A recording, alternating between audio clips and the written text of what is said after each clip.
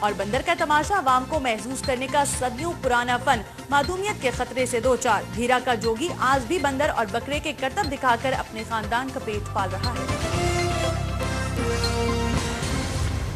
کا تماشا برصغیر میں عوام کی تفریح اور دلچسپی کے لیے صدیوں سے مشہور ہے، لیکن اب یہ فن آہستہ آہستہ ختم ہو رہا ہے۔ تاہم بھیرا میں جوگی مظہر عباس کا شاہ رخ خان آج بھی کرتب دکھا کر اپنے مالک کے گھر کا چولہا جلائے ہوئے ہے۔